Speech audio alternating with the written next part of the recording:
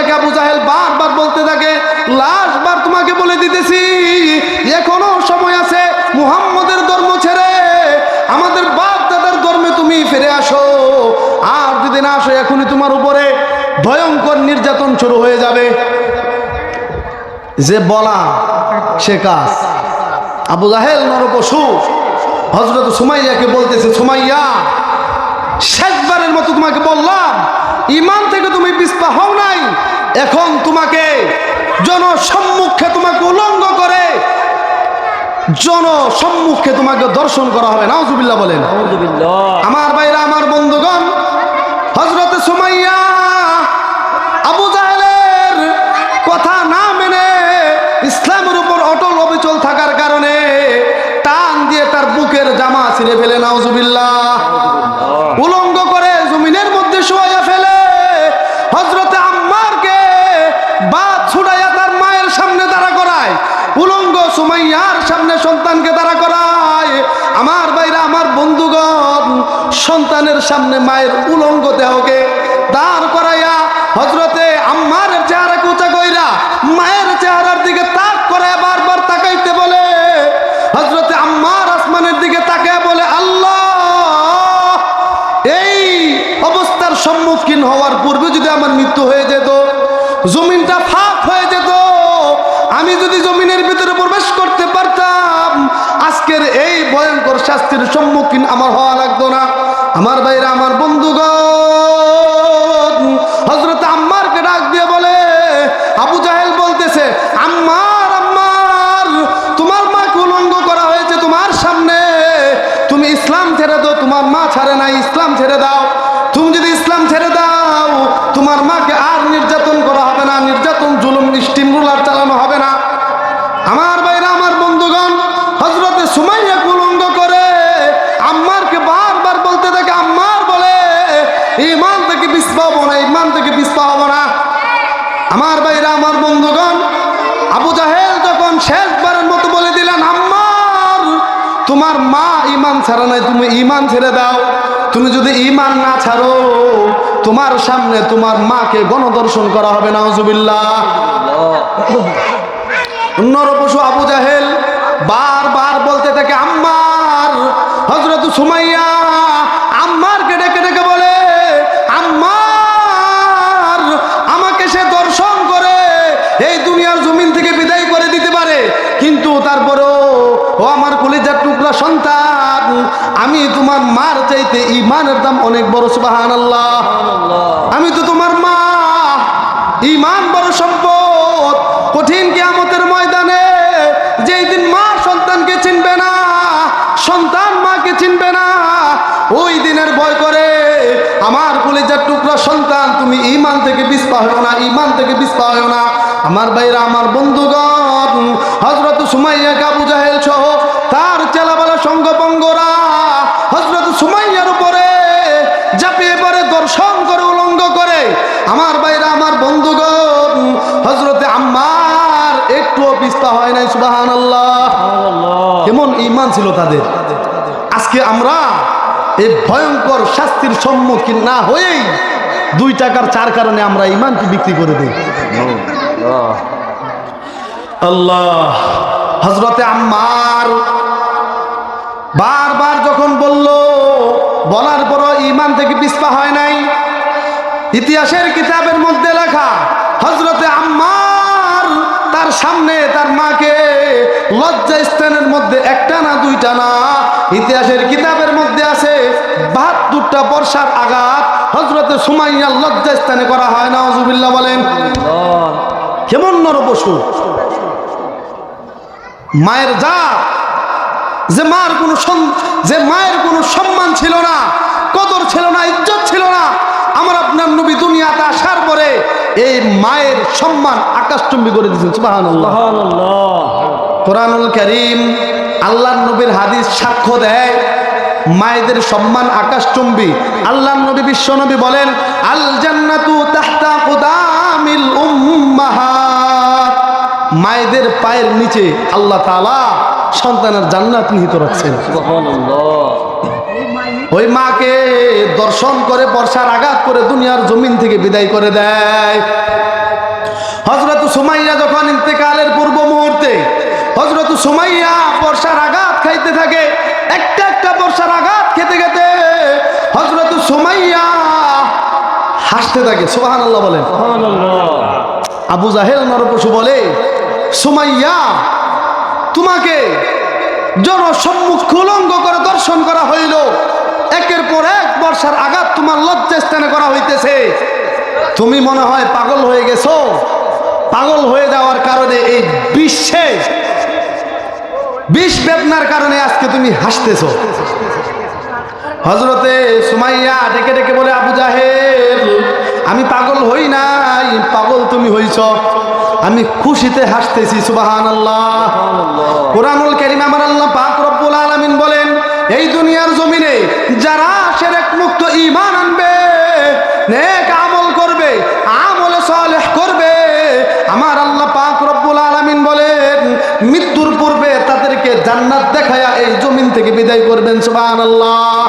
কোরআনুল কারীম আমার আল্লাহ পাক রব্বুল আলামিন বলেন, ইন্নাল্লাযীনা আমানু ওয়া আমিলুস সালিহাত কানাত লাহুম জান্নাতুল ফিরদাউসি নুজুলা।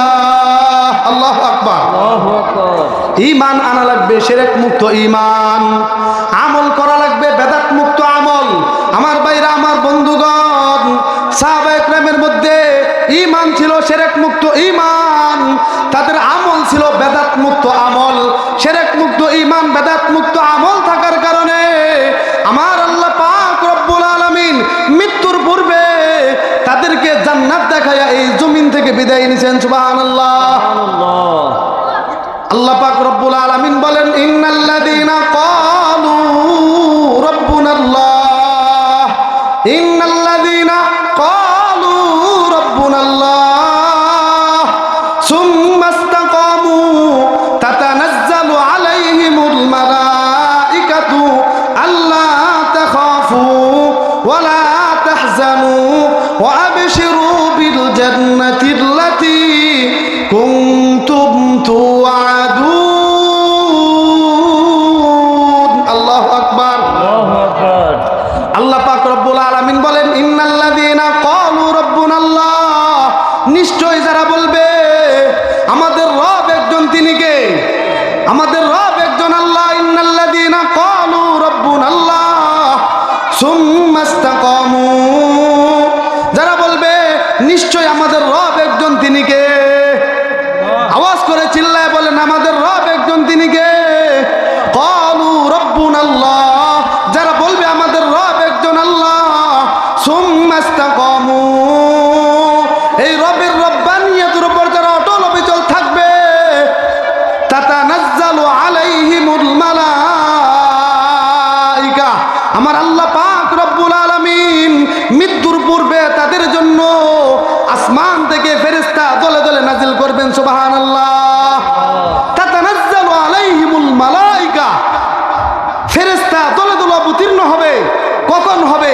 এই আয়াতের ব্যাখ্যায় সমস্ত মুফাসসিরিনে কেরাম লেখেন, ইনদাল মাউত, মৃত্যুর সময় ফেরেশতা অবতীর্ণ হবে।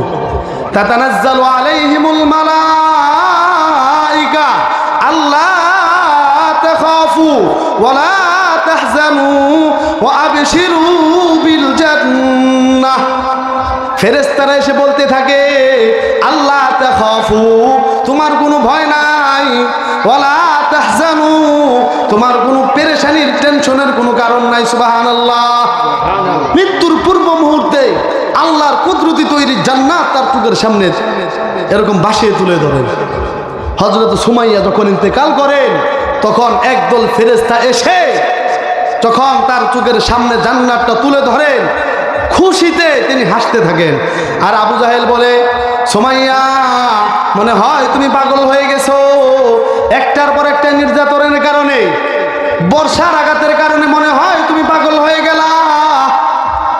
হযরত সুমাইয়া আবু জাহেলকে ডাক দিয়ে বলে, ও আবু জাহেল নরপশু, আমি পাগল হই নাই, পাগল হই নাই, আমি যে আল্লাহর উপর ঈমান এনেছি, যে আল্লাহর ধর্মকে আমি মেনে নিয়েছি, আল্লাহর নবীকে মেনে নেওয়ার কারণে আমার আল্লাহ পাক রব্বুল আলামিন মৃত্যুর পরবর্তী জীবনে আমি যেখানে থাকবো, ওই আমার আমার চোখের সামনে তুলে ধরছেন, সুবহানাল্লাহ। আমার ভাইরা, আমার বন্ধুগণ, ঈমান আনা লাগবে কি মুক্ত? শিরক মুক্ত। ঈমান আনা লাগবে শিরক মুক্ত ঈমান। আমল করা লাগবে বেদাত মুক্ত আমল। আজকে আল্লাহ পাক রব্বুল আলামিনের সাথে আমরা শিরক করি, কথায় কথায় শিরক হয়ে যায়। আমাদের চোখের সামনে মানুষ শিরক করে, অথচ আমি আপনি ভ্রুক্ষেপও করি না, চিন্তাও করি না। এই কারণেই তো আমার আপনার ঈমানের পাওয়ার নাই।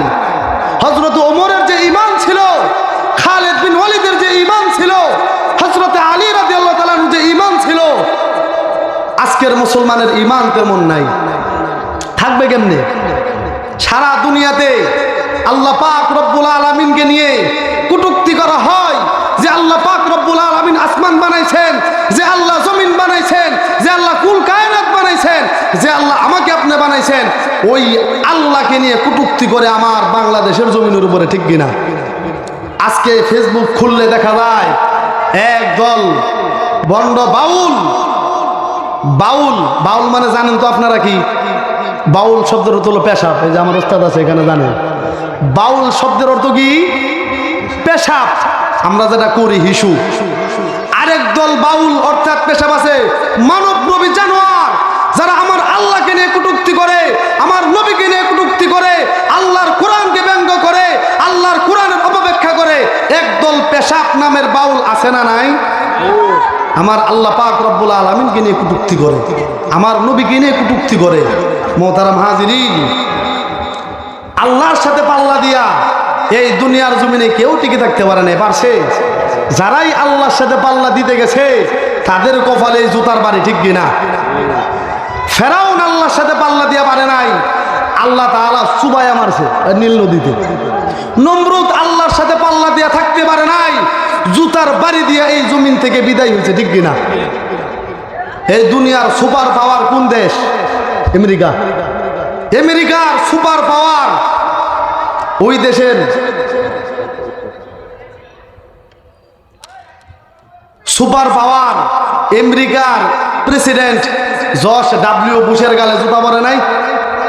বাগদাদের জমিনে, মুসলমানের জমিনে যখন ইসলামকে নিয়ে কটাক্ষ করে, যখন আমেরিকার নরপশু জর্জ ডব্লিউ বুশ, যখন আমার ভাইরা, আমার বন্ধুগণ, ইরাকের জমিনে বাগদাদ শহরে যখন ইসলামকে কটাক্ষ করে, মুসলমানকে খাটো করে যখন কথা বলেছে, একজন মুসলমান সাংবাদিক মুনতাজার আল জাইদি তার জুতা খুলে তার গালে মারছে না? আপনারা তো সোশ্যাল মিডিয়ায় দেখছেন। আল্লাহর সাথে পাল্লা দিয়া, ইসলামের সাথে টক্কর দিয়া কেউ দুনিয়াতে টিকে থাকতে পারে না, পারছে? যারাই টক্কর দিছে তারাই অপমানিত, লাঞ্ছিত হয়েছে, ঠিক কিনা? আমার ভাইরা, আমার বন্ধুগণ, আল্লাহর সাথে পাল্লা দিয়া দুনিয়াতে কেউ টিকে থাকতে পারে নাই। এই জন্যই তো কবি সুন্দর করে বলেন, মুসলমানের শত্রুরা সব হয়ে যা সাবধান, নইলে জুতার বাড়ি খাবি, হারাবি সম্মান। ইসলামেরই শত্রুরা সব হয়ে যা সাবধান, নইলে জুতার বাড়ি খাবি, হইবি অপমান। ফেরাউন নবীর সাথে বেয়াদবি করেছে, ফেরাউন মুসার সাথে বেয়াদবি করেছে, তাই তো নীল দরিয়ায় ডুবেছে, মরেছে, ঠিক কিনা? মরার সময় বাঁচাও বাঁচাও ফেরাউন বলেছে, মরার সময় বাঁচাও বাঁচাও ফেরাউন বলেছে, জিবরাইল আমিন তাহার মুখে কাদা ভরে দিয়েছে, ঠিক কিনা? আল কোরআনের দুশ্মনেরা হয়ে যা সাবধান, ইসলামেরই শত্রুরা সব হয়ে যা সাবধান, নইলে জুতার বাড়ি খাবি, হইবি অপমান। নমরুদ নবীর সাথে বেয়াদবি করেছে, তাই তো ল্যাংরা মশা তাহার নাকে ঢুকেছে, ঠিক কিনা? মশায় যখন কামড় দেয় জুতার বাড়ি প্রয়োজন হয়, মশায় যখন কামড় দেয় জুতার বাড়ি প্রয়োজন হয়, সেই জুতার বাড়িতে নমরুদ আবার মরেছে, ঠিক কিনা? আল কোরআনের শত্রুরা সব হয়ে যা সাবধান, নইলে জুতার বাড়ি খাবি, হইবি অপমান। মুসলমানের সাথে বুশ বেয়াদবি করেছে, মুসলমানের সাথে বুশ বেয়াদবি করেছে, তাই তো সাংবাদিকের জুতার বাড়ি খেয়েছে, ঠিক কিনা?